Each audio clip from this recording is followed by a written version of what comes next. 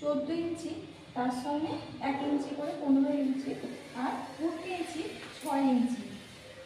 আমি এখান থেকে শোল্ডার নিয়েছি 2 ইঞ্চি,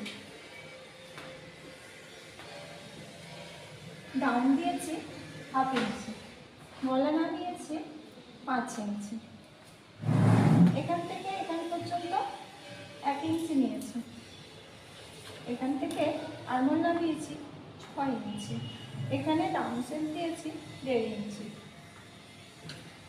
এখান থেকে এই পর্যন্ত ছাতি নিয়েছি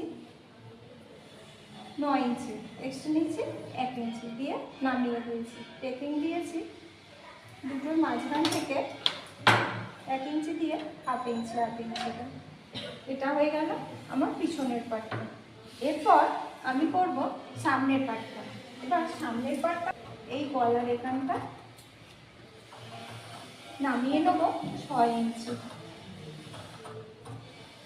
এখান থেকে এখান পর্যন্ত 1 ইঞ্চি তুলে দেবো, আর এখান থেকে এখান পর্যন্ত 3 ইঞ্চি নেব, আর এখান থেকে এই পর্যন্ত আমি বাস পয়েন্ট বাড়ানোর জন্য, কাপড়টা বাড়ানোর জন্য 1.5 ইঞ্চি কাপড় নেব। এক্সট্রা 1.5 ইঞ্চি এইখান থেকে এই পর্যন্ত এক্সট্রা কাপড়টা নিয়ে নেব। পুরো কাপড়টা আমার বাস পয়েন্ট যত থাকবে, এখান থেকে বাস পয়েন্ট 9 আছে, তাহলে এখানে বাস পয়েন্ট 9 করেছি। আর এখান থেকে পয়েন্টের দূরত্ব 9 নিয়ে, আর এখান থেকে এখান পর্যন্ত 8 ইঞ্চি পয়েন্ট আছে, তো পয়েন্টের মাপটা 4 ইঞ্চি আমি এখান থেকে নিয়ে পয়েন্ট করে, আর 4 ইঞ্চি এক্সট্রা নিয়ে এখান পর্যন্ত আমি দাগ দিয়ে দিলাম। তা এখান থেকে আমি 1 ইঞ্চি দূরে দাগ দিয়ে এখান থেকে 3 ইঞ্চিতে এসে এই পর্যন্ত লম্বা করে এই পর্যন্ত টেনে নিলাম।